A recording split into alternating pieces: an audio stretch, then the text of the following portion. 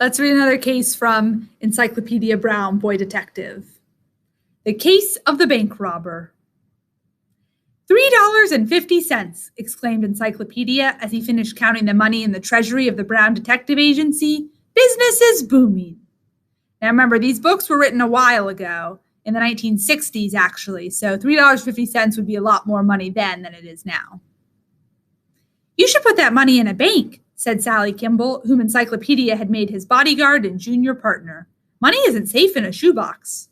Maybe you're right, said Encyclopedia. Sometimes even shoes aren't safe in a shoebox. It would look awful if a detective agency was robbed. The partners talked it over. They decided to take the money downtown to a bank and start a savings account. It was too far to ride on their bicycles, so they took the bus. They got off near the Corning National Bank on Beach Street. As they stepped out of the bus, they heard the sound of shooting. At first, Encyclopedia thought the bus had backfired. A moment later, he saw a man in the doorway of the bank. The man wore a hat. A handkerchief covered the lower part of his face. In one hand, he held a yellow paper bag. With the other, he waved a gun. Somebody shouted, "Hold up! Hold up!" Then, all at once, everybody was running, trying to get out of the robber's way. The man with the gun turned and fled. In his haste, he did not seem to look where he was going. He ran into a beggar wearing dark glasses and carrying a white cane and tin cup. The beggar's cane and cup flew into the street. The robber and the beggar fell to the sidewalk. They rolled about together for a few seconds before the robber broke away and got to his feet. He raced down the street just as a police car drew up before the bank.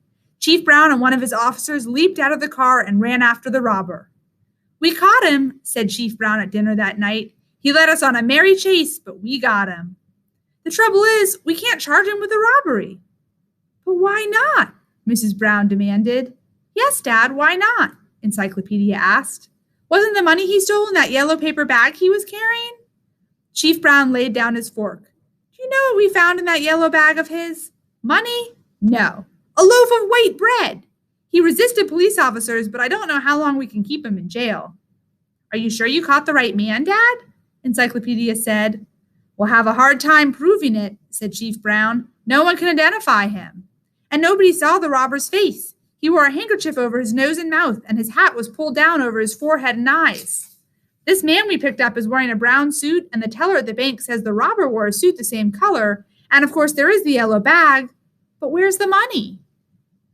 "Does the man you picked up have any distinguishing features?" Encyclopedia wanted to know. "Well, he has a pug nose and a scar running down one cheek. But remember, no one saw the robber's face," said Chief Brown. "I could hold him in jail overnight for resisting a police officer. That's about all."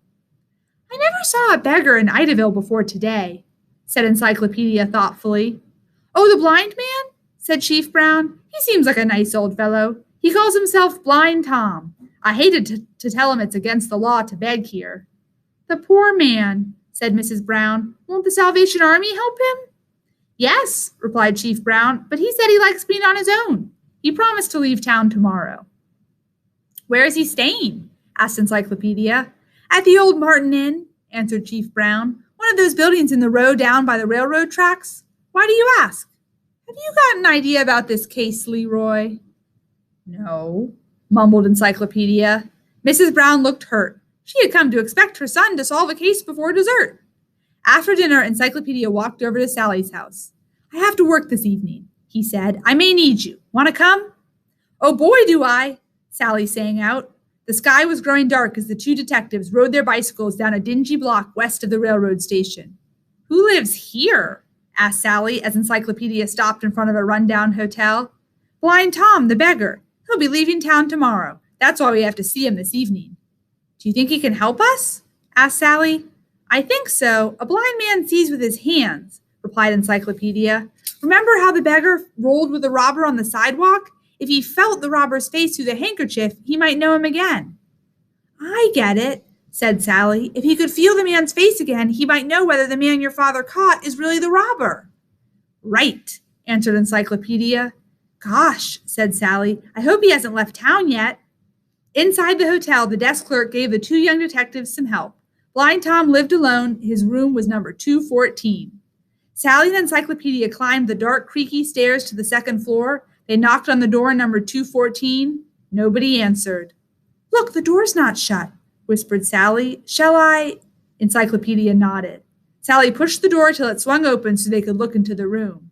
The room was small and shabby. Against the far wall stood an iron bed. A small reading lamp cast its light upon a copy of the Idaville Daily News that lay open on the pillow. Suddenly, the tapping of a cane sounded in the hall. Tap, tap, tap. Blind Tom came up behind Sally. "Is someone here?" he asked. "I haven't had a visitor in a long time. I wasn't expecting anyone tonight, but it's nice to have you." He lifted his cane. "Won't you come in?" "No, thanks," said Encyclopedia. He pushed Sally down the hall and hurried her down the stairs. She didn't have a chance to catch her breath until they were outside the hotel. "Why the big rush?" Sally asked. "I thought you were going to ask Blind Tom if he could recognize the man who robbed the bank this afternoon." "I don't have to ask him," replied Encyclopedia. "Blind Tom knows the robber because Blind Tom helped in the robbery." How did Encyclopedia know this? What do you think? Let's see. Blind Tom was not expecting any visitors, he said. He also said that he had not had any visitors in a long time. Yet the light in his room was on and a newspaper lay on his pillow. A blind man does not need a light and he cannot read a newspaper. So Blind Tom was not blind at all. Encyclopedia knew then why the beggar had not stepped out of the way of the bank robber. The two men had rolled on the sidewalk together with a purpose, to exchange yellow paper bags. Blind Tom had slipped the robber the bag holding the loaf of bread in order to fool the police if they caught him. The robber had slipped Blind Tom the bag holding the money. Encyclopedia used a telephone in the store on the corner to call his father. Chief Brown hurried to the hotel. He found the money, still in the yellow paper bag, hidden under the mattress of Blind Tom's bed. Blind Tom and the man the police were holding in jail confessed they had robbed the bank. I like that one. That might be my favorite case in the story.